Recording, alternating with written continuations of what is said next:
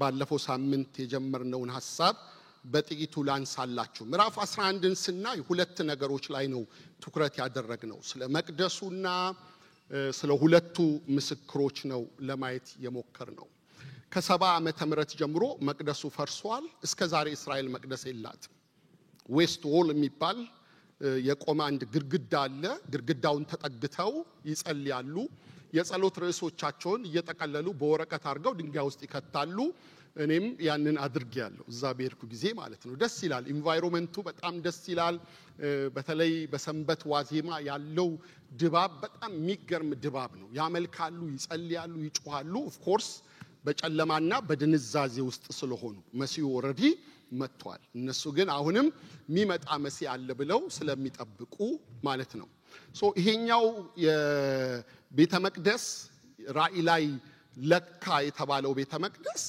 በመከራው ዘመን የሚሰራ ቤተ መቅደስ ነው አለን ሰለሞን የመጀመሪያውን ቤተ መቅደስ በመገናኛ ድንኳን ሲያመልኩ ኖረው ከ400 ዓመታት በላይ በመገናኛው ድንኳን እግዚአብሔርን ሲያመልኩ ቆይተው ሴሎ ላይ ከዛ በኋላ ቤተ መቅደስ እንደተሰራ ቤተ መቅደሱ የተሰራበት ቦታ እግዚአብሔር የመረጠው ቦታ ይስሐቅ ሊሰዋበት የነበረ የኮሬብ ተራራ ወይም ደግሞ ከኦርና ላይ የገዛው አውድማ ቦታ ነው ያ ቦታ ታሪካዊ ቦታ ነው የእግዚአብሔር ክብር የተገለጠበት ቦታ ነው እስራኤላውያን መስራት ይችላሉ መቅደሳቸውን አሁን በመድራቸው ግን መስራት የማይችሉበት ምክንያት እዛው ሰለሞን የሰራበት ቦታ ላይ መስራት አለብን ስለሚሉ እግዚአብሔር የመረጠው ቦታ ይሄ ነው ብለው ስለሚያምኑ ነው መስራት ያልቻሉት እንዳይሰሩ ደግሞ መስጊድ በዛ ቦታ ተሰርቷል ኦሬዲ ቦታው ተይዟል ኦኩፓይድ ነው ስለዚህ ለመስራት ወይ መስጊዱ መነሳት አለበት መፍረስ አለበት ይሄን ማድረግ ደግሞ ከባድ ጦርነት ያስነሳል ነው ይያልን ያለነው የሚመጣው ሰው ሐሰተኛው ክርስቶስ ግን ይሄን እንቆቅልሽ ይፈታል ተአምር አድራጊ ነው በሰማይ ምልክት የሚያደርግ ነው ጂኒየስ ነው የዓለምን ፕሮብለም መፍታት የሚችል የዓለምን እንቆቅልሽ መመለስ የሚችል የሚድል ኢስትን ችግር የሚፈታ ነው በቃ ይሄ ተስጧለው ዘንዱ ነው ከጥልቁ የሚወጣ መንፈስ ነው የተቀባ ነው ሰይጣን የነገሰበት ነው የክርስቶስ ተቃዋሚ ነው ግን ይሄን እንቆቅልሽ ይፈታል መቅደሱ ይሰራል ማለት ነው እኛ ስለማንኖር እንዴት እንደሚፈታ ጌታ ነው የሚያውቀው እኛ እናቅ ግን መቅደሱ ተሰርቶ ሲለካ ነው ምዕራፍ 11 ላይ ያየነው የመጀመሪያው መቅደስ በባቢሎናውያን ፈረሳልን 410 ዓመት ካገለገለ በኋላ ነው የፈረሰው በ586 ከዛ በኋላ ብዙ አይሁዳውያን ተማርከው ሄዱ ወደ ባቢሎን በባቢሎን ይያሉ የኢየሩሳሌም ቅጥር ፈርሶ መቅደሱን ፈርሶ ምጥ ውስጥ ነበሩ ጭንቀት ውስጥ ነበሩ ጸሎት ውስጥ ነበሩ ቅሬታዎች ነበሩ የእግዚአብሔርን የልቡን ሐሳብ የሚከታተሉ ቃሉን የሚያውቁ ሕጉን ያነበቡ አሉ እነዚህ ሰዎች የተወሰኑት ተነሳስተው መቅደሱን ለመስራት ተመልሰው መጡ ሁለተኛው መመለስ ላይ ዘሩባቤል ይዞት የመጣው ትሪፕ ማለት ነው እነሱ መተው መቅደሱን ሰሩት ሁለተኛው መቅደስ በ516 ከ70 ዓመት በኋላ ኤርሚያስ የተነበየው ትንቢት ተፈጻሚ ሆኖ እንደገና ተሰራ ማለት ነው ይሄኛው መቅደስ ንጉስ ሄሮድስ በጣም እንዳተለቀው እንዳሳመረው እንዳስዋበው በጣም ግዙፍ እንዳደረገው 46 ዓመት ገደማ እንደወሰደበት ተነጋግረናል ጌታ ራሱም ይህንን መቅደስ አፍርሱት በ3 ቀን አስነሳዋለሁ ሲል ሄሮድስ ይሄን ያህል ዓመት ፈሽቶ የሰራውን መቅደስ እንዴት ነው አፍርሱት የምትለው አሉት አይደል ግን እሱ የተናገረው ስለገዛ ስጋው ነበረ ይላል አላስተዋሉ ታዲያ ጌታ ድንጋይ በድንጋይ ላይ ሳይፈርስ አይቀርም ያለው ይሄኛውን ሄሮድስ ሪኖቬት ያደረገውን ያስዋበውን መቅደስ ነው አለን ይሄኛው መቅደስ ከ66 ጀምሮ እስራኤላውያን ከሮማውያን ጋር ጦርነት ውስጥ ነበሩ ታውቃላችሁ መሲሁ ሲመጣ እንኳን ከሮማውያን አገዛዝ ይገላግለናል የሚል ጥበቃ ነበራቸው ሲገባ ወደ ኢየሩሳሌም ዝንጣፊ የዘንባባ ዝንጣፊ ይዘው መሲሁ መጣ ብለው እየዘመሩ እኮ የተቀበሉት ሮማውያንን ይመታልናል ብለው ነው በአህያ ውርንጭላ ላይ ተቀምጦ እንደሚገባ ዘካርያስ ላይ የተነገረ ትንቢት አለ መሲሁ በቃ ይመታቸዋል ብሎ ሲጠብቁ እሱ ወደ ቀኝ መሄድ ትቶ ወደ ግራ ነው ሄደው ወደ ቤተ መቅደሱ ነው ሄደው እርግብ ሻጮችን እዛ ኮንቬኒየንት ቢዝነስ የጀመሩትን ቢዝነሳቸውን ያፈረሰባቸው። ከዛ በኋላ የጠበቁት አልሆነም፣ ይሰቀላሉ። ጌታ ተሰቀለ።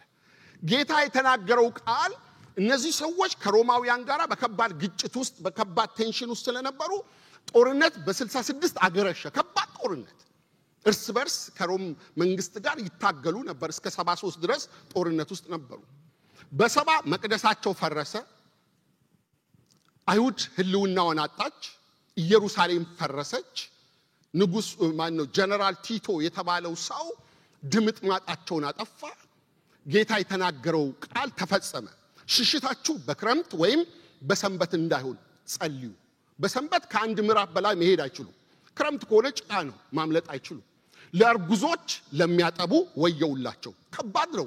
እንዲህ አይነት ውጥንቅጥ ውስጥ እርጉዝ ሴት መሮጥ አትችልም። ምታጠባ እናት ልጇን ይዛ መሸሽ አትችልም። ግን የሚያሸሽ ነገር እየመጣ ነው። ከባድ ነገር እየሆነ ነው። በ70 እስከ 73 ባለው ሁኔታ ይሄ ሆኗል። ከዛ በኋላ እስራኤል ህልውና የለችም፣ አገር አይደለችም፣ ተበትናለች። በየሀገሩ ሄደዋል። አብዛኞቹ ወደ ኢሮፕ ገብተዋል። የእስራኤል ታሪክ ተስፋ ተቆርጧል። ግን ማንሰራራት ጀመሩ አይደለ? በ19ኛው ክፍለ ዘመን መንቀሳቀስ እንቅስቃሴ ተጀመረ። የጽዮናውያን ጉባኤዎች ተካሄዱ፣ ስብሰባዎች መሰባሰብ ጀመሩ። ኢሮፕ ውስጥ እየተገናኙ እንመለስ ወደ ሀገራችን የሚል እንቅስቃሴ ተጀመረ።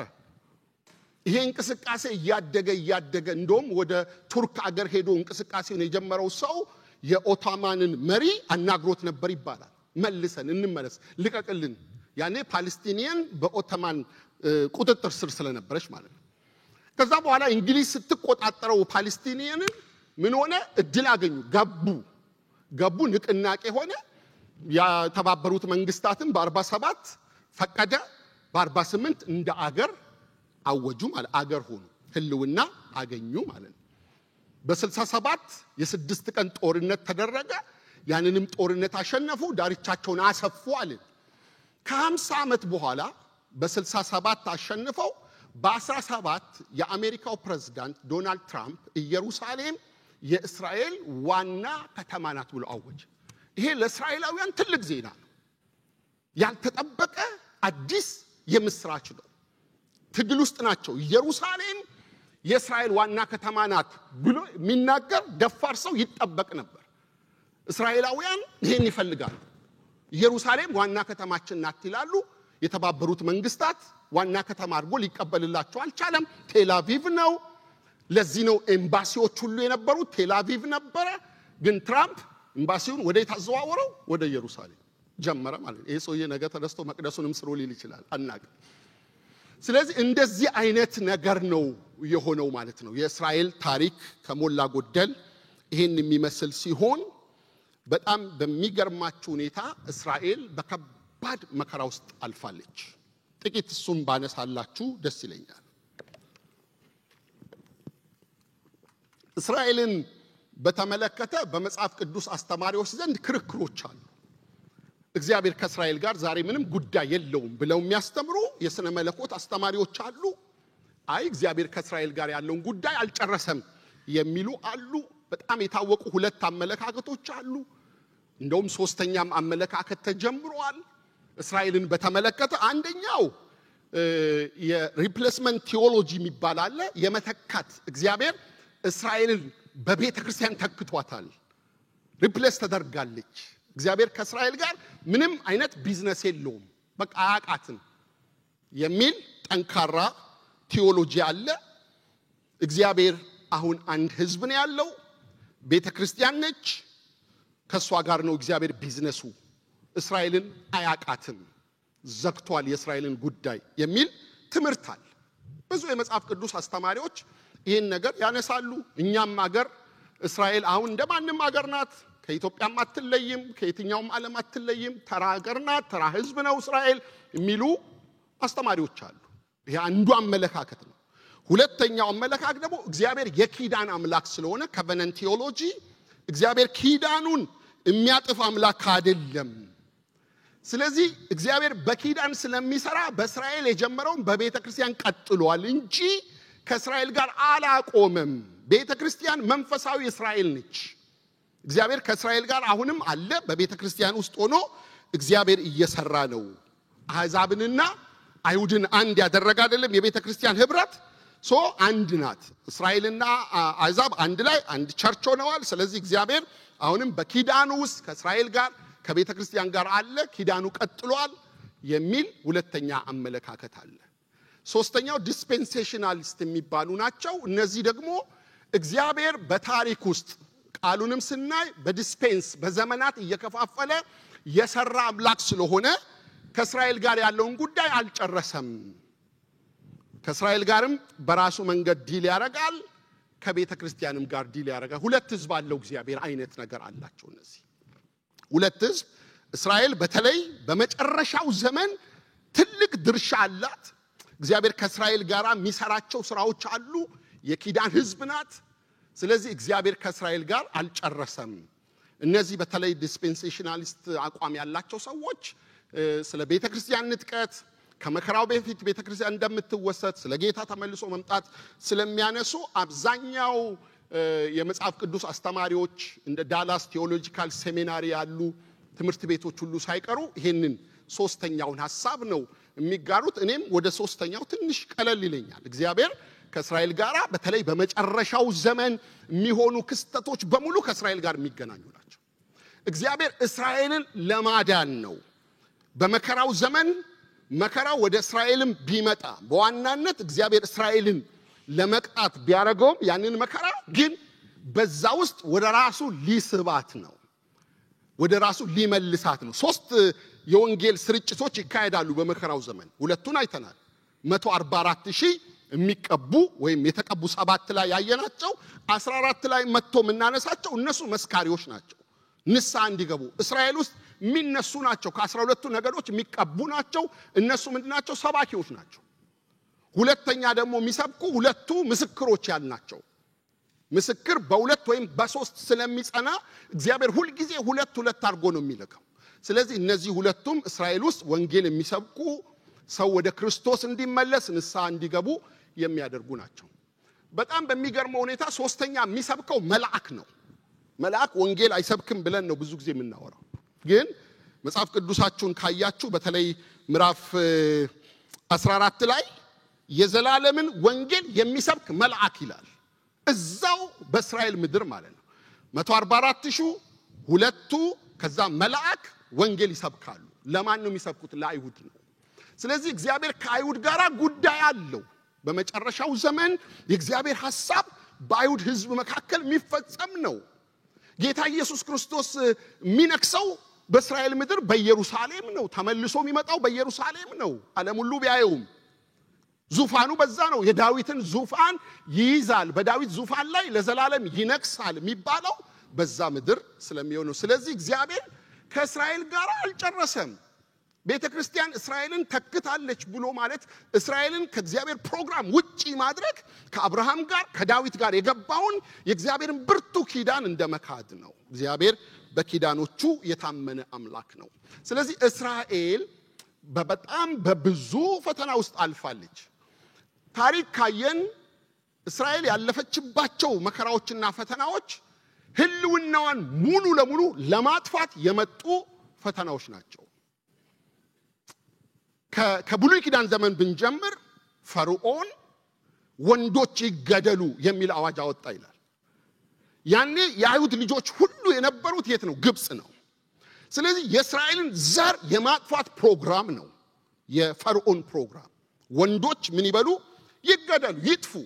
ወንድ ከተወለደ ይገደላል፣ ወደ ባህር ይጣላል። እንደዛ ባለ አዋጅ ውስጥ ነው ሙሴ ያደገው። እግዚአብሔር ትድግና አድርጎ ከዚህ የሞት አዋጅ ህዝቡን በተአምራት አስመልጧል። ሁለተኛ ባቢሎናውያን በመጡ ጊዜ ቅድም ሳነብላችሁ ያልጠፋ ነው ከእግዚአብሔር ምህረት የተነሳ ነው የሚለው ሐሳብ ከባቢሎን ምርኮ ጋር ተያይዞ ነብዩ ኤርሚያስ የተናገረው ነው። እግዚአብሔር ያስቀራችሁ እኮ መሐሪ ስለሆነ ነው። ጠላት ሊያጠፋችሁ ነበር የመጣው። ይሄንን ደግሞ የዕንባቆምን መጽሐፍ ስንማር አይተናል አይደል? ምንም እንኳን በለስ ባታፈራ በወይን እርሻ ባይኖር ብሎ እኔ ግን በእግዚአብሔር ደስ ይለኛል በመድኃኒቴም አምላክ ሐሴት አደርጋለሁ እግዚአብሔር ኃይሌ ነው ብሎ ዕንባቆም የሚዘምረው መዝሙር ዕንባቆም ከኤርምያስ ጋር ተመሳሳይ በነበረ ዘመን ውስጥ የነበረ ነብይ ነው። ስለዚህ እግዚአብሔር ያደረገላቸውን ትድግና እግዚአብሔር እስራኤልን አሁንም ሊያጠፋቸው ከመጣ የባቢሎን ሰራዊት ያስመለጠ መሆኑን ነው የሚነግረን። ምክንያቱም እነዚህ ባቢሎናውያን በጣም ጨካኞች ናቸው። ሰውን በቆሙ የሚገፉ እጅግ ርህራሄ የራቃቸው አጥፊዎች ናቸው። ሊያጠፏቸው ሞከሩ። አሁንም እግዚአብሔር ቅሬታዎች አስቀረ ማለት ነው። ሁለተኛ ልብ በሉ። ሶስተኛ በምርኮ ሳሉ ሄደዋል። አይሁዳውያን አገራቸውን ለቀው ተማርከዋል። በምርኮ ሳሉ ሃማ በሚባል ሰው አማካኝነት ሌላ ፕሮፖዛል ይዘጋጅላቸዋል። ለምን? አንድ ሃማ መርዶክዮስ ክብር አልሰጠኝም ብሎ ነው አይሁድን ለማጥፋት እቅድ ያወጣው። ሶስተኛ ይሄም አልተሳካም። ነገሩ ምን ሆነ? ተገለበጠ። እግዚአብሔር ሕዝቡን የሚታደግ የሚያስመልጥ አምላክ መሆኑን ታያላችሁ ማለት ነው። ከዛ ደግሞ አራተኛ በ70 ዓመተ ምህረት በንጉሱ በጀነራሉ ቲቶና በሮም መንግስት አማካኝነት የተደረገው አይሁድን የማጥፋት ሴራ ነው።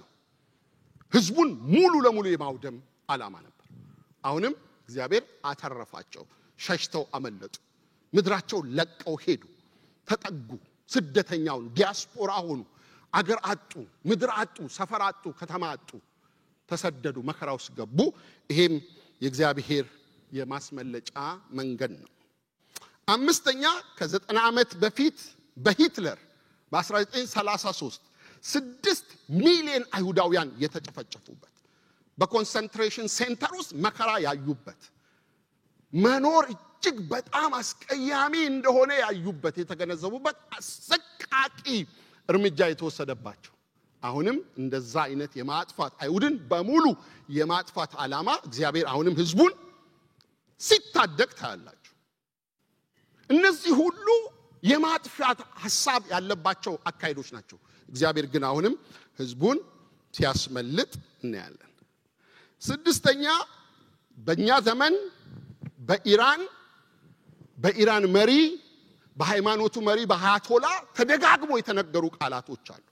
እስራኤልን ከማፕ ላይ ማጥፋት የሚል እስራኤልን አይሁድን ከምድረ ገጽ ማጥፋት በ2005 በቴህራን ኢራን ውስጥ ወርልድ ዊዛውት ዚዮኒዝም የሚባል ትልቅ ኮንፈረንስ ተደርጓል። ዓለም ከጽዮናውያን ውጪ እንድትሆን የማድረግ ማለት ነው። እዛ ላይ ነው ለመጀመሪያ ጊዜ ከምድረ ገጽ እስራኤልን ማጥፋት የሚለው ንግግር የተናገሩት። በመጨረሻ ሰባተኛ ሐሰተኛው ክርስቶስ ደግሞ ይነሳል ሊያጠፋቸው ማለት ነው። አንዳንዶቻችሁ የጠየቃችሁኝ አሁን ያለው ሁኔታ የመጨረሻው ዘመን ትልቁ ጦርነት የሚሆንበት ነው ወይ የሚል ጥያቄ አይደለም። ጦርነት በተነሳ ቁጥር እያመጣን ከመጨረሻው ዘመን ጋር ለማገናኘት ከሞከርን መጽሐፍ ቅዱስን ሳይሆን እያየን ያለነው ክስተቶችን እያየን ነው ወደ መጽሐፍ ቅዱስ እያመጣን ያለነው። ምንነሳው ከቃሉ ነው። ቃሉ ምን ይላል? ሊሆኑ የሚገባቸው ነገሮች በቃሉ ተነግሮናል። በደረጃ እያየን መተናል። እግዚአብሔር በቃሉ ባለው ኦፍ ኮርስ የመጨረሻው ዘመን ውስጥ ለመሆናችን ብዙ ማረጋገጫዎች ብዙ ነገሮችን ስንነጋገር ነበር። በመጨረሻ ዘመን ውስጥ ነው ያለነው። ይሄኛው እስራኤልን የማጥፋት የመጨረሻው የሐሰተኛው ክርስቶስ እስራኤልን የማጥፋት ሥራ ከመላው ዓለም ጦር አስከትቶ ወደ እስራኤል ሀገር ይሄዳል። ራእይ ምዕራፍ 16 ላይ ስንደርስ እናያለን። ቁጥር 16 ላይ የጎግና ማንጎግ ጦርነት በአርማጌዶን ይሆናል። ያን ጊዜ ነው ስለ መሲሁ መምጣት መቃረብ ብናዩ ያን ጊዜ ያኔ ቤተክርስቲያን ደግሞ የለችም የሚለው ፈርም አድርጋችሁ ያዙ። ሰሞኑን ትላንትና አሜሪካ በኢራን ላይ ድብደባ አድርጋለች። ጦርነቱን ሊያባብሰው ይችል ይሆናል። ሳነብ ነበረ። በጣም የተወሰደው እርምጃ ከባድ እርምጃ ነው አሜሪካ የወሰደችው ትላንትና።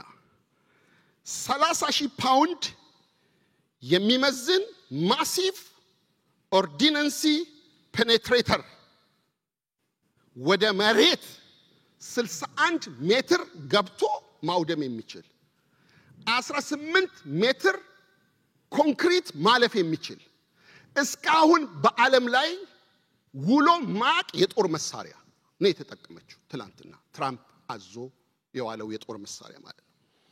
ቢ2 አውሮፕላን 2.1 ቢሊዮን ዶላር የሚገዛ አውሮፕላን ነው ለዚህ ጦርነት የሚጠቀሙት።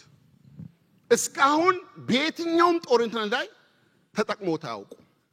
የነበረውን ይሄንን የኒውክሌር ቦታ ለዚህ ነው ሲናገር የትኛውም ዓለም ይሄን አይነት መሳሪያ የላትም ብሎ ትራምፕ የተናገረው።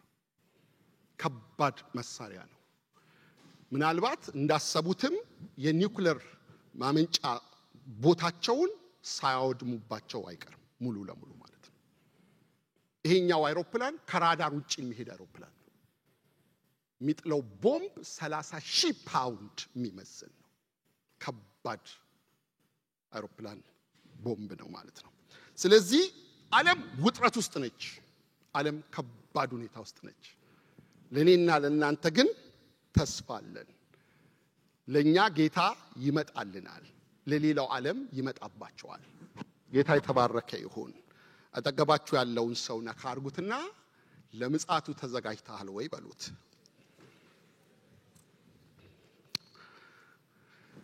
ወደ ትምህርታችን ቀጥታ እንሄዳለን። ምዕራፍ 11ን ዛሬ እንጨርሳለን። ሁሉ ጊዜ ትምህርታችንን ስንጀምር ምዕራፍ 1 ቁጥር 19 ላይ ነው መነሻ የምናደርገው ብለናል። ቁጥር 19 ላይ እንግዲህ ያየኸውን አሁን ያለውን ከዚህ በኋላ ይሆን ዘንድ ያለውን ጻፍ የሚለው ቃል በሶስት ከፍለናል። እቺን አንዴ በደንብ እርግጠኛ እንድትሆኑ ፈልጋለሁ። አንዱ የተጠየቅኩት ጥያቄ እና አንዴ ተላከልኝ ቪዲዮ ላይ ኦሬዲ አራተኛው ማተም ተፈቷል በዚህ ጊዜ የሚል ትምህርት ነው የሰማሁት።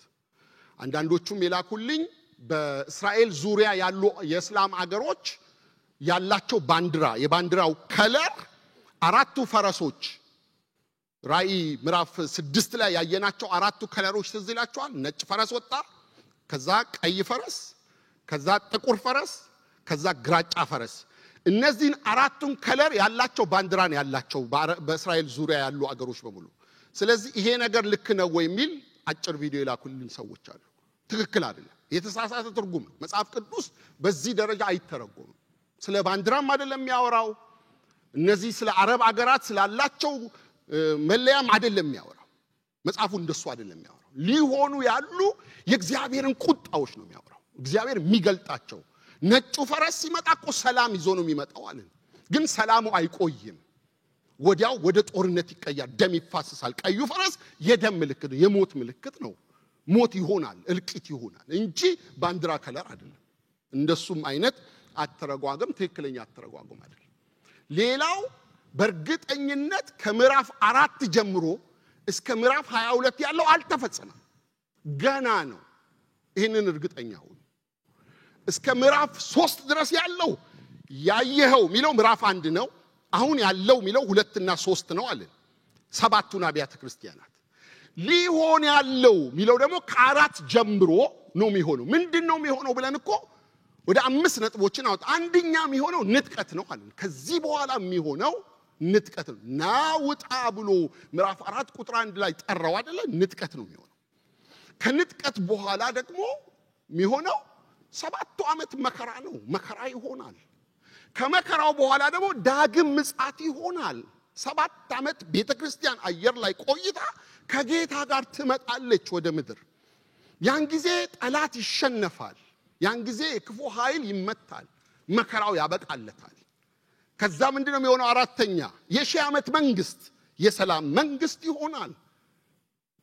የጦር መሳሪያ የእርሻ መሳሪያ ሆኖ ይቀየራል። ማጭድ ይሆናል፣ ማረሻ ይሆናል፣ ይለወጣል። ሰላም ይሆናል፣ የሰላም መንግስት ይሆናል። መጨረሻ አምስተኛ የሚሆነው ደግሞ ዘላለም ይሆናል። ሞትና ህይወት ዘላለም ይጀምራል ማለት ነው። ስለዚህ በዚህ ማዕቀፍ ውስጥ በደንብ ብታዩት አራተኛ መለከት ተነፍቷል ኦሬዲ ወይም ሶስተኛው ማተም ተፈቷል የሚሉ ንግግሮች መሰረታዊ አይደሉም ከመጽሐፍ ቅዱስ እውነት ጋራ የሚሄዱ እንዳልሆኑ እንድታስቡ ያስፈልጋል ማለት ነው።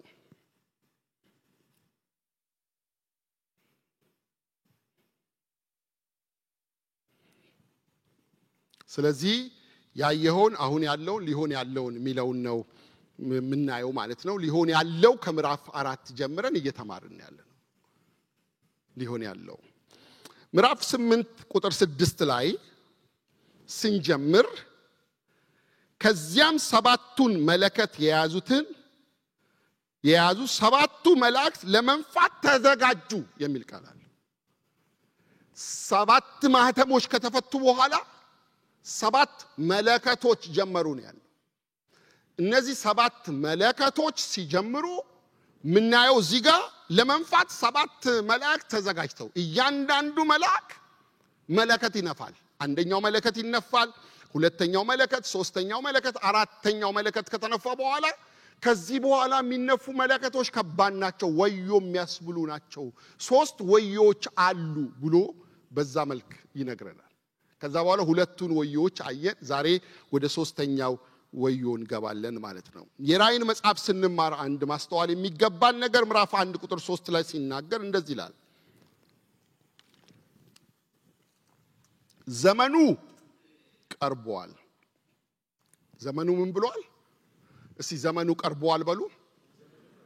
ከዚህ በላይ ድምጻችሁን ከፍ ማድረግ ብትችሉ ዘመኑ ቀርቧል።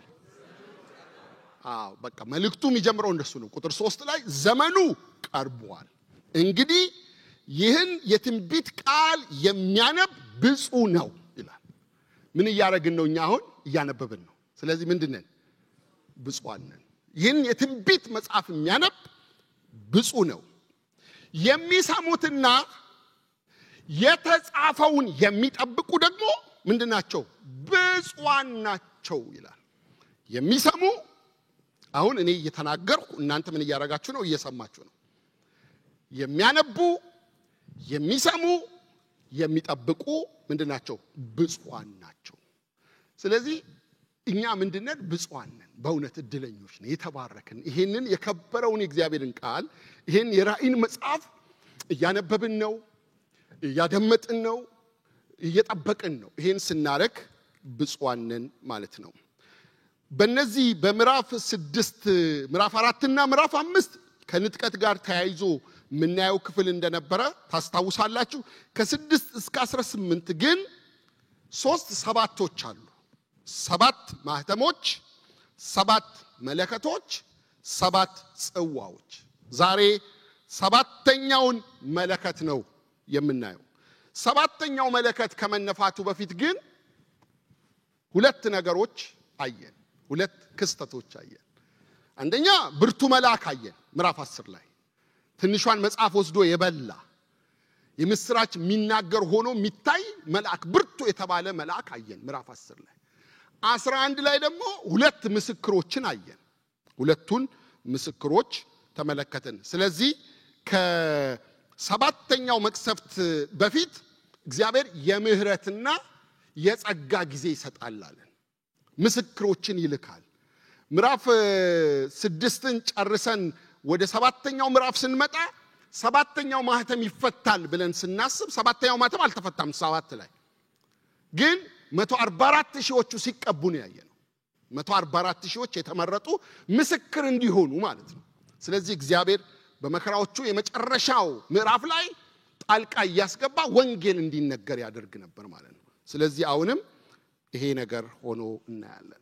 ራእይ 11:14 ላይ እንደዚህ ይላል፣ ሁለተኛው ወዮ አልፏል፣ እነሆ ሶስተኛው ወዮ በቶሎ ይመጣል ይላል። ከባድ ነው የሚሆነው።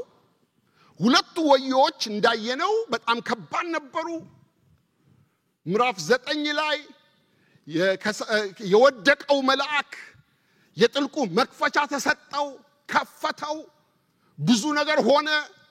አንበጣዎች ወጡ፣ ጨረቃና ሰማይ ጭስ በጭስ ሆነ፣ ተዘጋ እያለ ወዮ ሲመጣ እግዚአብሔር በፍጥረታት ላይ የወሰደውን እርምጃ ነው ያየነው። አምስተኛውም ሲፈታ በኤፍራጥስ የታሰሩ 4 መላእክቶች ተፈቱ። ኤፍራጥስ ወንዝ ጋር ታስረው የነበሩ እነሱ ደግሞ ወደ 200 ሚሊዮን ሰራዊት አላቸው ህዝብ ያሰቃያሉ ለ5 ወር ሰው ይሰቃያል መሞት ይመኛል መከራ ውስጥ ይገባል ብሎ ነው የሚለን ሁለተኛው ወዮ ሲሆን ማለት አሁን ደግሞ ሶስተኛው ወዮ ባቶሎ ይሆናል ይለናል አሁን ሶስተኛው ወዮ ሰፊ ነው ብዙ ምዕራፍ ይዟል የሚከታተል ነገር አለው እግዚአብሔር ቁጣውን የሚገልጥበት ማለት ነው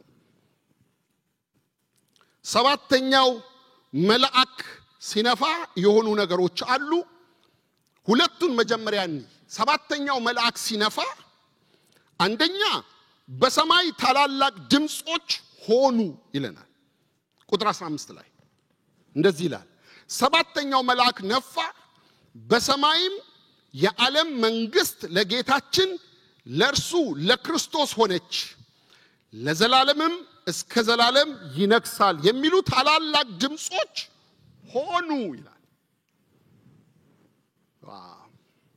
ልክ ሰባተኛው መልአክ ሲነፋ ዛሬ መስፍን ያልነፋም ጥሩምባውን ሲነፋ የተከሰተ ነገር አለ የሆነ ነገር አለ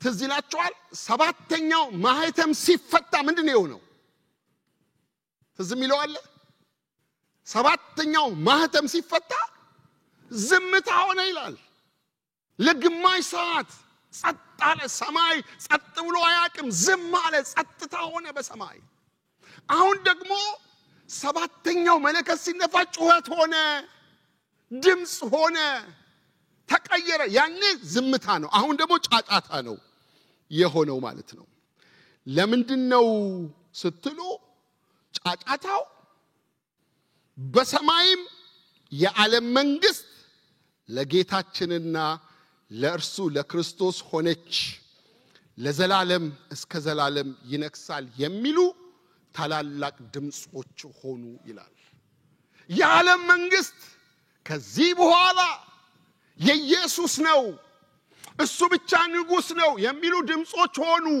ደስታ ሆነ ልክ አሁን መጨረሻ ደረሰ የመጨረሻው መለከት ተነፋ ግን እየተናገሩት ያሉት ገና ሊሆን ያለውን ወደፊት ሊመጣ ያለውን ከጥቂት ጊዜ በኋላ ሊፈጸም ያለውን እያሰቡ ነው ይሄን የሚናገሩት ልክ መጽሐፍ ቅዱስ አንዳንድ ጊዜ ንግግሮቹ በጣም ደስ ይላሉ ኢሳይያስ 9 ላይ ሄዳችሁ ስታዩ ወንድ ልጅ ተወልዶልናል ይላል ግን እኮ አልተወለደም ወንድ ልጅ ተሰጥቶናል አለቅነት በጣም እያለኝ ነገር ወይም ኢሳይያስ ላይ እኛ ግን እንደተመታ ቆጠር ነው እያለ የሚናገረው 53 ላይ መልእክቱ ወደፊት ነው የሚሆነው ግን አሁን እየሆነ እንዳለ ይናገራል እዚህም ጋር ሆነ ሲሉ በዚህ በሚሉበት ሰዓት እየሆነ ነው ማለት አይደለም ግን ሊሆን ነው ኮቴውን እየሰሙ ነው ጊዜው ደርሷል ዘመን መጥቷል ሰዓቱ ሆኗል እያሉ ጥቂት ነገር እዚህ ጋር ትንሽ ባሳያችሁ ደስ ይለኛል የዓለም መንግስት ለጌታችን ሆነች የዓለም መንግስት አሁን ለማን ነች መጽሐፍ ቅዱስ ሲናገር ምድርና ሞላዋ ለእግዚአብሔር ናት ይላል አይደለ መዝሙር 24 ላይ ሁሉን የሚገዛ የሚቆጣጠር እግዚአብሔር ነው በእግዚአብሔር ቁጥጥር ስር ነው ሁሉ ነገር ግን አሁን ዓለምን እየገዛ ያለው ማን ነው ሰይጣን ነው ዲያብሎስ ነው የእግዚአብሔር መንግስት ጀምሯል ግን ፍጻሜ አላገኘም የእግዚአብሔር መንግስት መጀመሩን ኢየሱስ አውጆልናል መንግስቱ መጣለች ደግሞም ትመጣለች መንግስቱ ሙሉ ለሙሉ ስትመጣ ለኛ ዘመን መጣ ማለት ነው መንግስቱ ስትመጣ ጌታ ሙሉ ለሙሉ ሲነግስ መከራ ያቆማል ችግር ያቆማል ሐዘን ያቆማል ህመም ያቆማል መንግስቱ ስትመጣ ሰላም ይሆናል መንግስቱ ስትመጣ ነብር ከፍየል ጋር ይሆናል መንግስቱ ስትመጣ ሁሉ ነገር ይቀየራል በእውነት በጣም ያስገርም ነው አሁን ያመመን እኮ ነው የምንኖረው አይደል ማያሞሰው አለ እንደዚህ እኔ ባለፈው ከዩሮፕ ስመጣ ቺካጎ ኮኔክሽን ነበርኝና ወደ ቺካጎ ልደርስ ስል በጣም አመመኝ ሆዴን በጣም አመመኝ። መንቀሳቀስ ማልችልበት ከፍተኛ የሆነ ቁርጠት፣ ከባድ ስቃይ ያልበኛል። በአንድ ጊዜ ሰውነቴ በቃ ምን ማረገው እስኪጠፋኝ ድረስ በጣም አመመኝ። ሎጅ አለ መግባት እችላለሁና ሎጅ ውስጥ ገብቼ በቃ እዛ ማረፍ ሞከርኩ። ግን እንዴት እንዳሰቃየኝ 3 ሰዓት ኮኔክሽን ነበረኝ። እንዴት እንደተሰቃየው ልነግራችሁ ነው። ጥቂት ጊዜ ለ3 ሰዓት ከባድ ስቃይ፣ የሆድ ህመም በጣም እንደሚያሰቃይ ነው ያየሁት። የበላሁት ምግብ አልተስማማኝ። ፕሌን ውስጥ የበላሁት ማለት ነው። በጣም ነው ያመመኝ። ህመም አለ ግን ፈውስም አለ። ፈውሱ ምን እንደሆነ ታውቃላችሁ? የመንግስቱ የመምጣቱ ምልክት ነው። መንግስቱ ስለጀመረ ስንታመም እንፈወሳለን። ይሄ ልብ በሉ። የእግዚአብሔር መንግስት መገለጫ ስለሆነ ግን ሙሉ ለሙሉ ሲመጣ አንታመም። ሙሉ ለሙሉ ሲገለጥ ዓለምና መንግስታት በሙሉ የኢየሱስ በሚሆንበት ጊዜ ችግር የሚባል የለም። ራስ ምታት የለም፣ ህመም የለም፣ ስቃይ የለም፣ ለቅሶ የለም፣ እንባ የለም። ምንም አይነት ህመም ችግር አይኖርም። መቼ? መንግስት ውስጥ።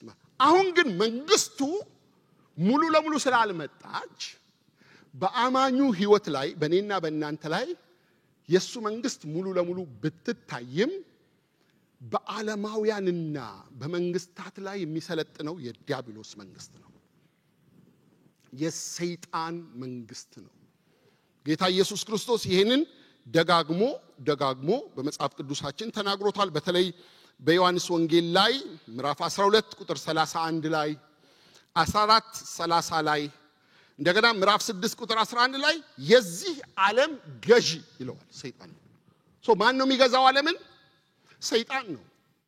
ከነ ትራምፕ ጀርባ፣ ከነ አብይ ጀርባ፣ ከመንግስታት ጀርባ ይሰራል ይባላል። ታውቃላችሁ?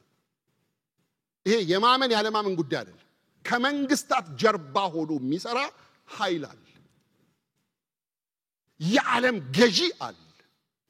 የጨለማው ዓለም ገዢ አለ። ይሄንን ዓለም የሚቆጣጠር አለ። ይሄንን ዓለም የሚገዛ አለ። ለዚህ ነው እየተሰቃየን የምንኖረው። ስቃይ ከሱ ነው። እየተቸገርን፣ እየታመምን፣ እያለቀስን፣ እያነከስን፣ ግራ እየተጋባን ምን ነው በሞትኩ እያልን ምንኖረው ገዢው አጋንንት ስላለ ነው። የዚህ ዓለም ገዢ ብሎታል ጌታ። ሐዋርያው ጳውሎስ ራሱ ሲናገር ደግሞ በአንደኛ ቆሮንቶስ 4 ላይ የዚህ ዓለም አምላክ ይለዋል። ማን የዚህ ዓለም አምላክ? ሰይጣን ነው። ጌታ ኢየሱስ ክርስቶስን ሲፈትነው እኮ ከፍ ወዳለ ተራራ ወሰደውና በአንድ ቅጽበት የዓለምን መንግስታት አሳየው ይላል። what a powerful demon ነው። በአንድ ጊዜ የዓለምን መንግስታት አመጣና አሳየው። ወድቀህ ብትሰግድልኝ ምን አረግልሃለሁ? እሰጥሃለሁ አለ። የለህም አለው ጌታ። ምን አገባህ አለው? ከየት አመጣህ አለው? አላለው። ሂድ አንተ ሰይጣን፣ ለአምላክ ለእግዚአብሔር ብቻ ስገድ፣ እርሱን አምልክ ተብሎ ተጽፏል አለው ይላል። ስለዚህ ዓለምን እየተቆጣጠረ ያለ ይሄ ክፉ የሚሸነፍበት ጊዜ እንደመጣ ስላወቁ በሰማይ ታላቅ ድምጽ ሆነ። ድምጹ የተሰማበት ምክንያት በሰማይም የዓለም መንግስት ለጌታችንና ለእርሱ ለክርስቶስ ሆነች። ሁሉን የሚገዛበት ጊዜ ይመጣል። ሁሉን የሚቆጣጠርበት ጊዜ ይመጣል። ሁሉን ከእግሩ ስር የሚያደርግበት ጊዜ ይመጣል ማለት ነው። ሁለተኛ የሆነው ነገር 24ቱ ሽማግሌዎች ተደፍተው ሰገዱ ይላል እዛው ቁጥር 16 ላይ።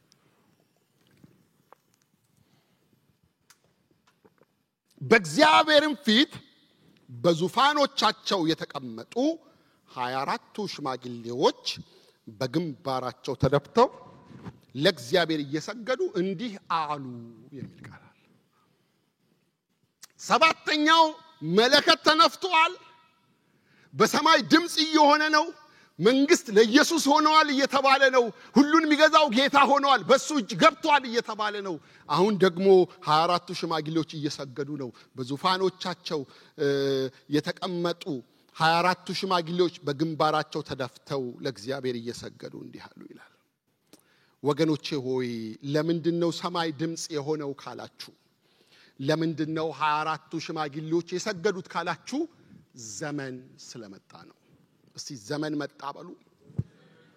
ዘመን መጣ አሉ። በቃ ዘመን መጣ።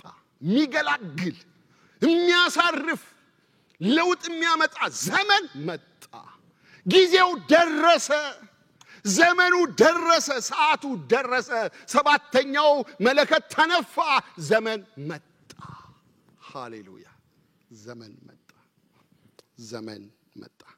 ዘመን ስለመጣ እግዚአብሔርን ስላመሰገኑ፣ እግዚአብሔርን ከፍ ስላደረጉ የራእይ መጽሐፍ የአምልኮ መጽሐፍ ሆኖ ታያላችሁ። እግዚአብሔርን ሲመለክ አላፋት ሲያመልኩት፣ መላእክት ሲያመልኩት፣ 24ቱ ሽማግሌዎች ሲያመልኩት ታያላችሁ። እግዚአብሔር የተባረከ ይሁን። የምስጋናቸውን ምክንያት 3 ነገሮች ላሳያችሁ። ለምንድነው ያመሰገኑት? መንግስት ለእግዚአብሔር ሆነ ያሉት ለምንድነው ካላችሁ፣ አንደኛ ጌታ በዓለም ላይ የሚነክስበት ዘመን ስለመጣ ነው። እንዳልኳችሁ ቁጥር 16 እና 17 ላይ የዓለም መንግስት ለጌታችንና ለእርሱ ለክርስቶስ ሆነች። ለእግዚአብሔር እየሰገዱ እንዲህ አሉ፣ ያለህና የነበርክ ሁሉን የምትገዛ ጌታ እግዚአብሔር ሆይ ትልቁን ኃይልህን ስለያዝክ ስለነገስክም እናመሰግንሃለን አሉ። ሃሌሉያ! ወገኖቼ ጌታችን ኢየሱስ ክርስቶስ በዓለም ሁሉ ላይ የሚነክስበት ዘመን ይመጣል። ያን ጊዜ ኃያላን ይሻራሉ፣ ያን ጊዜ መንግስታት ይደቃሉ፣ ያን ጊዜ ታላላቆች ይዋረዳሉ፣ ያን ጊዜ እሱ ብቻውን ንጉሥ ሆኖ ይገለጣል። ዘመን እየመጣ ነው። ዘመን እየመጣ ነው። ዘመን እየመጣ ነው። ዘመን መጥቷል። ዘመን መጥቷል ብለው ጌታን ሲያመሰግኑ ስለ ማንነቱ ያነሳሉ። አንተኮ ያለህና የነበርክ፣ ያለና የነበረ ኢየሱስ ብቻ ነው፣ እግዚአብሔር ብቻ ነው። አንተ ያለህና የነበርክ ደግሞ ሁሉን የምትገዛ ነህ። ማን ነው ሁሉን የሚገዛው ዛሬ? አሜሪካ ነች? ራሽያ ነች? ቻይና? ማን ነው ሁሉን የሚገዛው? ወገኖቼ ሁሉን የሚገዛ ጌታ አለ። ሁሉን የሚያስተዳድር፣ ሁሉን የሚቆጣጠር፣ ሁሉን ከእግሩ ስር የሚያንበረክክ ጌታ አለን። ወገኖቼ የትኛውም የጦር መሳሪያ ማስቆመው። አሁን ቢ2 የተባለው ቦምብ የአይሮፕላን በታራን ባለው የጠላት ምንድነው የኒውክሌር ማመንጫ ላይ የወደቀው፣ ከዛ የከፉ የጦር መሳሪያዎች ወደ እስራኤል ምድር ይሄዳሉ። በአርማጌዶን ጊዜ ከባድ ጦርነት ይሆናል። ሜጊዶ በተባለ ሰፊ ሜዳ ላይ ከባድ የደም መፋሰስ ይሆናል፣ እልቂት ይሆናል። አንዷን እስራኤልን ለመውጋት ከዓለም ሁሉ ሰልፍ ይመጣል። ያን ጊዜ ነው ጌታ እስራኤልን ለመታደግ የዚህ ሮሜ 9 10 11 ሐሳብ እነዚህ ግንዶች የተባሉት እኛ ግን ቅርንጫፎች አዶፕት ነው የተደረጋችሁት፣ አትመኩ፣ እግዚአብሔር ሕዝቡን አይጥልም ብሎ ጳውሎስ የሚለው ወገኖቼ ናቸው። አባቶች ከነሱ ነው። ኢየሱስ አይሁዳዊ ነው። ሐዋርያቶቹ አይሁዳውያን ናቸው። ኪዳን የመጣው ከነሱ ነው። ይሄን መጽሐፍ የጻፉት አይሁዳውያን ናቸው። ከሉቃስ በስተቀር አሕዛብ አንድ ሰው ብቻ ነው ያለው። ስለዚህ ይሄ ሕዝብ የከበረ ሕዝብ ነው። ሊያድነው በደብረ ዘይት ተራራ ላይ ጌታ ይወርዳል፣ ይመጣል። ያኔ የተዘጋጀው የጦር መሳሪያ ሁሉ ከንቱ ይሆናል። ቦምቡም ማይሰራ ይሆናል። የታጠቁት ትጥቅ ሁሉ ከንቱ ይሆናል። መቼ? ዓለምን የሚገዛው ሲመጣ። ሁሉን የሚገዛ አለ፣ ሁሉን የሚያስተዳድር አለ። የነገስታት ንጉስ፣ የጌቶች ጌታ ኢየሱስ ክርስቶስ። ያመሰገኑት ሁሉን ስለሚገዛ ነው። መጥቷል ዘመን እያሉ ነው። እግዚአብሔርን ከፍ አደረጉ።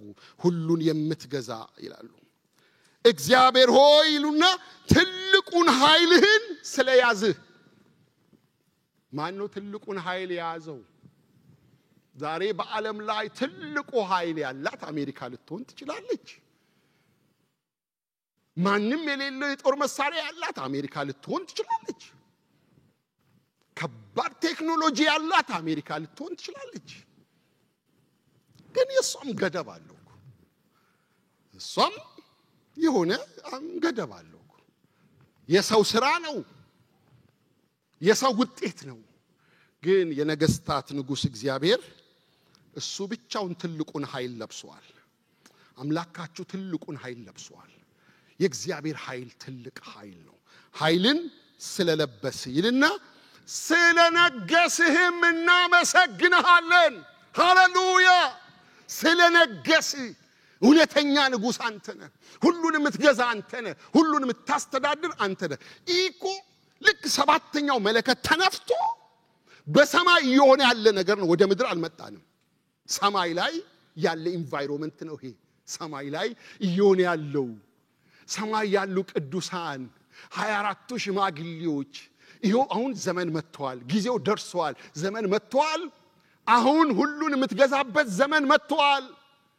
የሰይጣንን ኃይል የምታደቅበት፣ ነገስታቶችን የምታደቅበት፣ ኃያላንን የምታሸንፍበት፣ የዓለምን የጦር ኃይል ሁሉ ከንቱ የምታደርግበት ዘመን መጥቷል ይላሉ። ሁለተኛው የምስጋናቸው ምክንያት ለቅዱሳን ዋጋን የሚሰጥበት ዘመን ስለመጣ። ሃሌሉያ! ዘመን መጥቷል። ጌታ የሚነክስበት ዘመን መጥቷል። ይሄ ብቻ አይደለም፣ ለቅዱሳን ለልጆቹ ዋጋ የሚሰጥበት ዘመን። ቁጥር 18 ላይ ለባሪያዎችህም ለነቢያትና ለቅዱሳን ስምህንም ለሚፈሩት ለታናናሾችና ለታላላቆች ዋጋቸውን ትሰጥ ዘንድ ምን መጣ? ዘመን። እግዚአብሔር የተመሰገነ ይሁን። ዋጋ የሚሰጥ ዋጋ የሚከፍል የማያሳፍር ጌታ አለ። ሃሌሉያ! የታመነ አምላክ ለነቢያቶች ለታናናሾች ለቅዱሳን ስምህን ለሚፈሩ አንተን ለሚወዱ ምዕራፍ 5 ላይ 6 ላይ አምስተኛው ማህተም ሲፈታ የታረዱ ነፍሶችን አየሁ አለ አይደል? አምስተኛው ማህተም ሲፈታ እነዚህ የታረዱ ነፍሶች አትፈርድም ወይ? ዋጋ አትሰጥም ወይ? ለምን ዝም ትላለህ የሚሉ ናቸው። ያለ ፍትህ የተገደሉ፣ ጨካኙ ያረዳቸው፣ ሐሰተኛው ክርስቶስ የገደላቸው፣ በመከራ ያለፉ፣ በስቃይ ያለፉ፣ ብርቱ መከራ ውስጥ ያለፉ ነፍሶች ብድራት አላቸው፣ ዋጋ አላቸው። ዋጋ ይሰጣቸዋል፣ ደሞዝ ይከፍላቸዋል። እግዚአብሔር ታማኝ ነው። ዋጋቸውን ትሰጥ ዘንድ ዘመን መጣ። ደሞዛቸውን ትከፍልላቸው ዘንድ ዘመን መጣ። አንተ ዝም አትልም። ስለ ስምህ መስዋዕት የሆኑትን ታስባለህ፣ የታረዱትን ታስባለህ፣ ደም ያፈሰሱትን፣ ደማቸው እስኪፈስ ድረስ ለእምነታቸው የጸኑትን ታስባለህ። ወገኖቼ ስለ ክርስቶስ የከፈላችሁት መስዋዕትነት ከንቱ ሆኖ አይቀርም። ስለ እምነታችሁ የከፈላችሁት ዋጋ ከንቱ ሆኖ አይቀርም። ምናልባት ምን አይነት ዋጋ ከፈልኩ የምትሉ እናንተ ለጽድቅ ብላችሁ እንቢ ያላችሁ ትንሹ ነገር፣ ጌታን አያስከብርም ብላችሁ አልተባበርም ያላችሁ ጥቂቷ ነገር ብድራት አላት። ስሙን አስከብራችኋል፣ ለስሙ ኖራችኋል፣ ጌታን አስቀድማችኋል። ዋጋ አላችሁ። ዘመን ይመጣላችኋል። ደሞዝ አላችሁ፣ አክሊል አላችሁ። ጌታ የተባረከ ይሁን። ለባሪያዎች ለነቢያት ለቅዱሳን ስምህን ለሚፈሩ እናንተ ስሙን የምትፈሩ ስሙን የምታከብሩ በስራ ቦታችሁ ስሙን የምታከብሩ በመውጣት በመግባታችሁ ስሙን የምታከብሩ። ባለፈው አርብ መስፍኔ ሲያስተምር ነበር። ብርሃናችሁ በሰው ሁሉ ፊት እየበራ ያለ የዓለም ብርሃን የሆናችሁ በጽድቅ የምትኖሩ እናንተን አይተው ሰዎች ክርስቶስን ለመከተል ምክንያት እየሆናችሁ ያላችሁ ወገኖቼ ብድራት አላችሁ፣ ደሞዝ አላችሁ። ዋጋ ይሰጣችኋል ጌታ። ዋጋ አላችሁ። ሶስተኛው የምስጋናቸው ምክንያት በአሕዛብ ላይ የሚፈርድበት ዘመን ስለመጣ ደግሞ በክፎች ላይ ይፈርዳል በአመፀኞች ላይ ይፈርዳል በኃጢአተኞች ላይ ይፈርዳል እምቢ ባሉ ባልታዘዙ እሱን ባልፈሩ ባላከበሩ ላይ ይፈርዳል አሕዛብም ተቆጡ ቁጣህም መጣ በሙታንም ትፈርድ ዘንድ ዘመን መጣ ምድርንም የሚያጠፉትን ታጠፋ ዘንድ ዘመን መጣ ይላል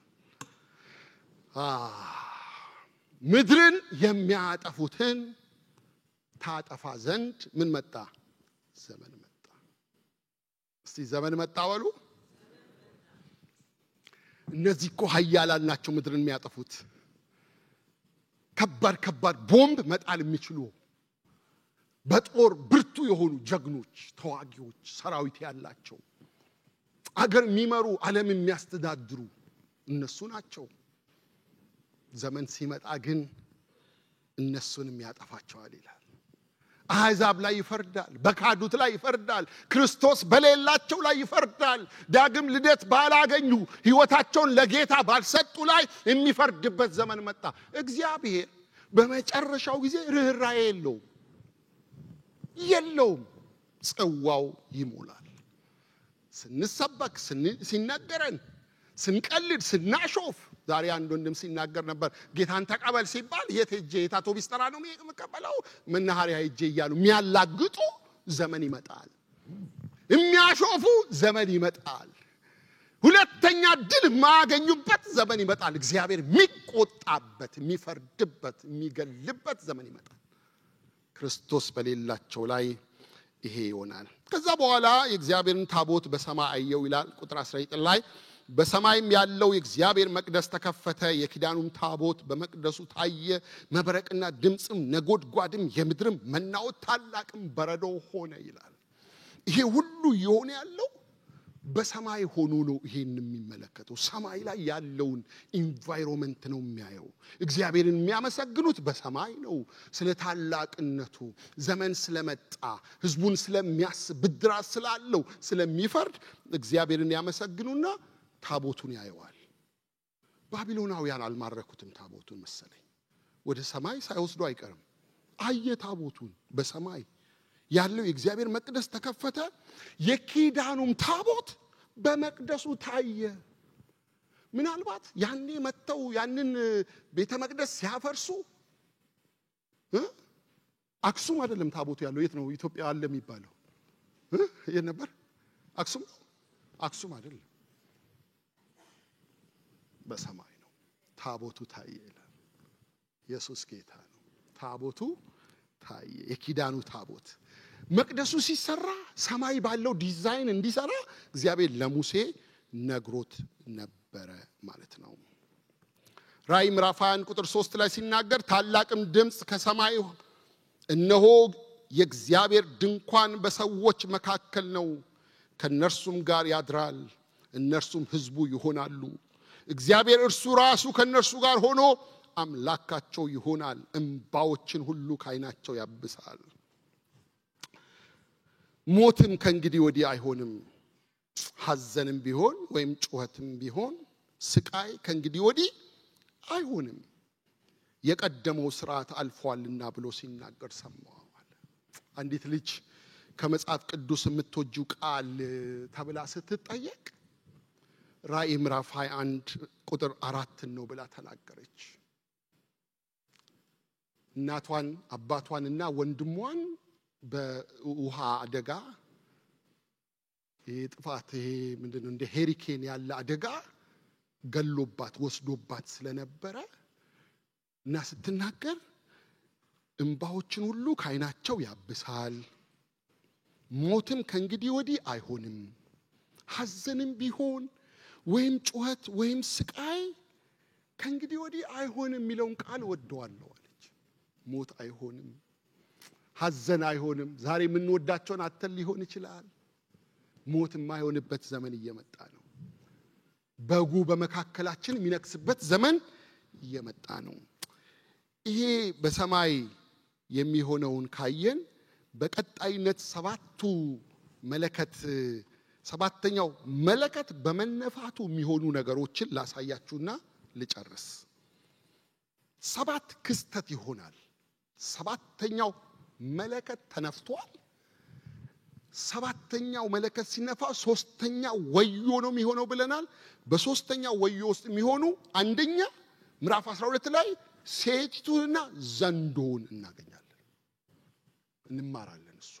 ቀጥሎ ደግሞ አውሬ፣ የሚሳደብ አውሬ፣ ከባህር የወጣ አውሬ እናያለን። እዛው ምዕራፍ 13 ላይ ደግሞ 666 የተባለውን ነገር እናያለን። የአውሬው ቁጥር መግዛት፣ መሸጥ፣ መለወጥ የማይቻልበት መለከቱ ተነፍቷል። ከባድ መከራ ምድር ላይ የሚሆንበት አውሬው በግልጽ የሚሰራበት ጨለማ የሚሆንበት ዳይፐር ለልጅ መግዛት የማይቻልበት ወይም ደግሞ ወተት ለልጅ ሄዳችሁ ከሱቅ ምልክቱን ካልወሰዳችሁ የማይሆንበት ዘመን። አሁን አንዳንድ ሰዎች ቺፕስ ክርስቲያኖች ቢወስዱ ችግር አለው ወይ ይላሉ። እኔ የለውም ነው የምለው። ይቅርታ አድርጉልኝ። ማለት እኔ በመከራው ዘመን ውስጥ ቤተክርስቲያን አታልፍም ብዬ ስለማመን ስለምንነጠቅ አሁን አልዛይመር ያለባቸው ሰዎች ላይ እየገባ ነው ቺፕሱ። ሲጠፉ የመርሳት ችግር ያለባቸው ሰዎች ይጠፋሉ እኮ። ሲጠፉ ይሄ ቺፕስ ደም ስራቸው ውስጥ የሚገባው ቺፕስ የት እንዳሉ ያገኛሉ። ስለዚህ ከሄዱበት ቦታ ከጠፉበት ቦታ ሄደው ያመጧቸዋል። በጣም ኮንቬኒየንት ነው፣ ይጠቅማል። ክሬዲት ካርድ ዋሌት ከምንይዝ ቺፕሱ ገብቶ ስካን እያደረግን ሾፕ ብናደርግ ማለት ኮንቬኒየንሲውን ነው የምላችሁ። የሜዲካል ኢንፎርሜሽን ምን ሁሉ ግን ለአውሬው እየተመቻቸለት ነው። ሁሉን የሚቆጣጠርበት ሲስተም ነው። እያቀለሉለት ነው፣ እያመቻቹለት ነው። ቺፕሱን ስንወስድ በንጥቀቱ የሚቀሩ ሰዎችና በመከራ ውስጥ የሚያልፉ ሰዎች ከቺፕሱ ጋር የተገናኘ እነሱን የሚቆጣጠርበት መንገድ ነው፣ የሚሰራበት መንገድ ነው። ዛሬ ግን ለሱ ላይሆን ይችላል። ኢቨንቹዋሊ አይጠቅመውም ወይ? በጣም ነው የሚጠቅመው፣ በጣም ነው የሚጠቅመው። ስለዚህ 666 እየመጣ ነው። ምዕራፍ 13 ላይ ይሄን ያለን። አራተኛ ደግሞ ምናየው በጉና 144,000 ሰዎች እንደገና ሲመሰክሩ እናገኛቸዋለን። የበጉን የ144ቱን ከዛ ደግሞ የሶስቱን መላእክት። እዚህ ጋር መላእክት ራሱ ብርቱ መልአክ የዘላለምን ወንጌል ይዞ ሲወጣ በመጨረሻው ጊዜ ይሄ ሁሉ አገልግሎት በእስራኤል ነው የሚሆነው። ባይ ዘ ወይ ለእስራኤላውያን ነው፣ ለአይሁዳውያን ነው። ወደ ወጉት እንዲያዩ ንስሐ እንዲገቡ እንዲመለሱ ነው፣ ለነሱ ነው። እግዚአብሔር ከነሱ ጋር ያለው ፕሮግራም እንዲፈጸም ነው። ከዛ በኋላ ሶስቱን መላእክት እናያለን። የመከር ጊዜ ይሆናል። ምዕራፍ 14 ደግሞ የመጨረሻዎቹ ቁጥሮች። ከዛ በኋላ ምዕራፍ 15 ላይ 7ቱ መላእክትና 7ቱ መቅሰፍቶች ይመጣሉ። ይሄ ደግሞ ጽዋው ማለት ነው። ምዕራፍ 5 ላይ የጽዋ 15 ላይ የጽዋውን ሁኔታ እናገኛለን። ከ16 ጀምሮ ደግሞ ጽዋው መፍሰስ ይጀምራል። ይሄ ጽዋው ከመፍሰሱ በፊትና ሰባተኛው መለከት አሁን ያየነው በተነፋበት መካከል የሚሆኑ ነገሮች ናቸው። ከባድ ጊዜ ይሆናል ማለት ነው። ነገር ግን እኔና እናንተ ክርስቶስ በእኛ ስለነገሰ ከጨለማ ወደሚያስደንቅ ብርሃን ስለመጣን የዘላለም ሕይወት ስላገኘን ይሄ ቁጣ ለእናንተ አይደለም፣ ይሄ መከራ ለእናንተ አይደለም። እኔና እናንተ ዓለምና እስራኤል በዚህ መከራ ውስጥ በያዕቆብ መከራ ውስጥ ስታልፍ እኛ በሰማይ ነን።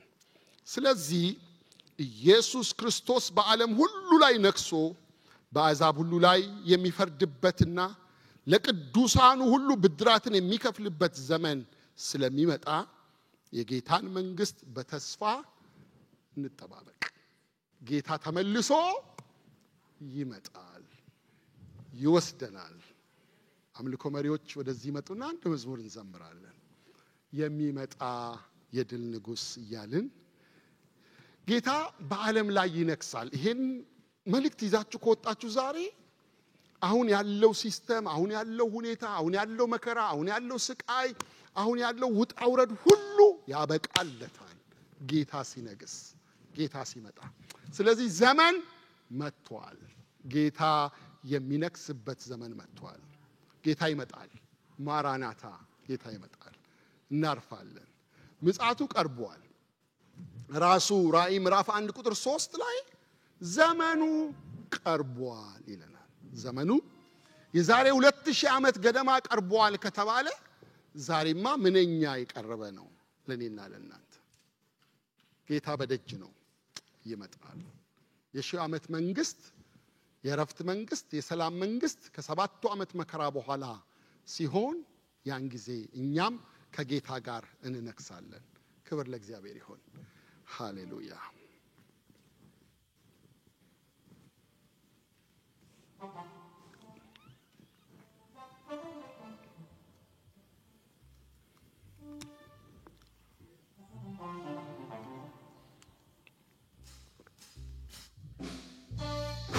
እንቆምና አብረን ትንሽ ጊዜ ዘምረን ጨርሳለን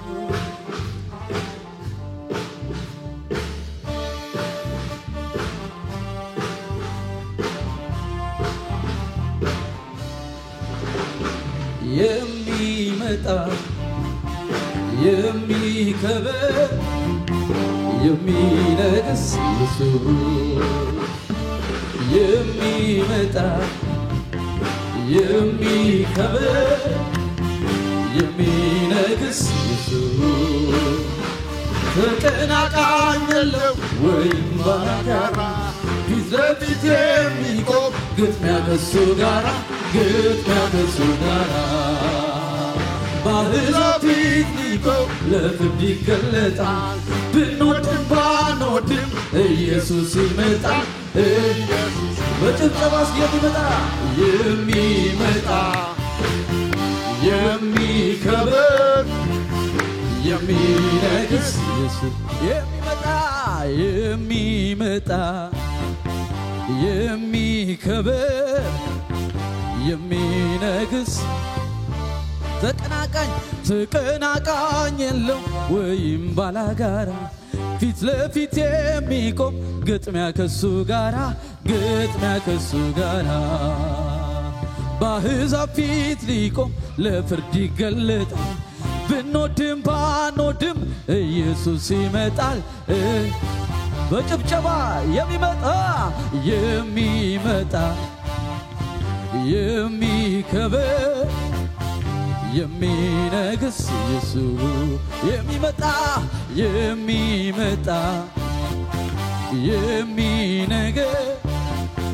የሚነግስ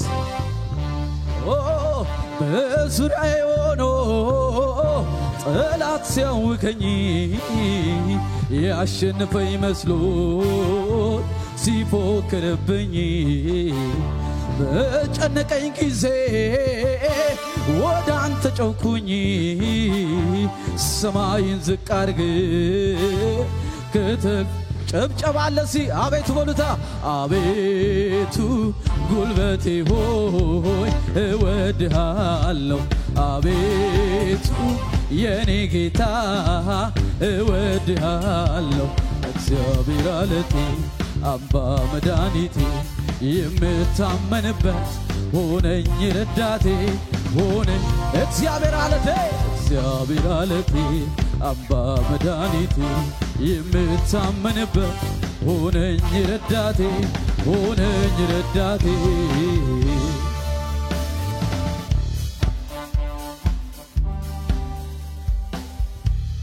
ከፍ በል ኢየሱስ ክብር ይገባሃል ምስጋና ይገባሃል አምልኮ ይገባሃል ሃሌሉያ እዚህ እንደቆመን ጌታን ያልተቀበለ ነፍስ ካለ ይህን ጌታ መከተል ፈልጋለሁ እናንተ የምታመልኩትን አምላክ ማምለክ ፈልጋለሁ የሚል ሰው ካለ ጁን ቢያሳየኝና ብጸልይለት ደስ ይለኛል ይሄ መጨረሻው ዘመን ነው ነገ በእኛ እጅ አይደለም ነገ የሚሆነውን አናውቅም አለ አንድ ሰው ጌታን መቀበል የሚወስን ዛሬ ሕይወቱን ለጌታ መስጠት የሚፈልግ ከእግዚአብሔር ቁጣ መዳን የሚፈልግ ሰው በቀጥታ ስርጭትም የምትከታተሉ ካላችሁ የጌታ ምህረት ያስፈልጋችኋል ራሳችሁን ለጌታ ስጡ በንስሐ ሕይወታችሁን አድሱ ሁላችንም እጆቻችንን ከፍ እናድርግ የዘላለም አምላክ እግዚአብሔር ሆይ አንተ ታላቅ አምላክ ነህ። አንተ ገናና አምላክ ነህ። አንተ ብርቱ አምላክ ነህ። እኛን ስላዳንክበት ማዳን በእኛ ሕይወቱ ስለነገስክ በልባችን ስለነገስክ ደግሞ በዳዊት ዙፋን ላይ ልትቀመጥ በዓለም ሁሉ ላይ ልትነግስ ተመልሰ ስለምትመጣ እናመሰግንሃለን። ክብር ይገባሃል፣ ምስጋና ይገባሃል፣ አምልኮ ይገባሃል። ለዘላለም ስምህ የተባረከ ይሁን።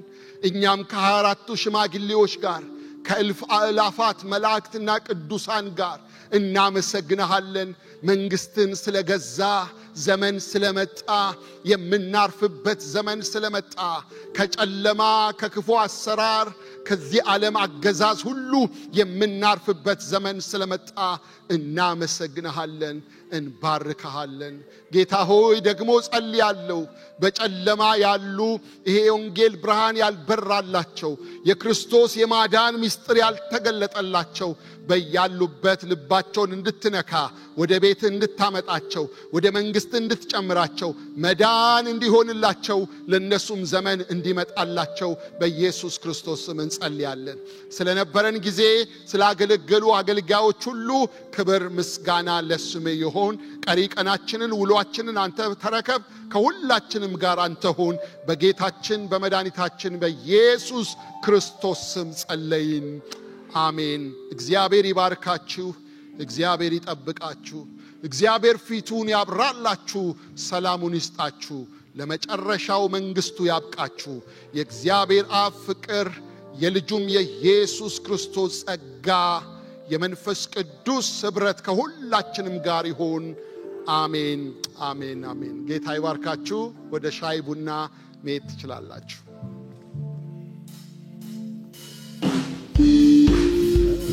Oh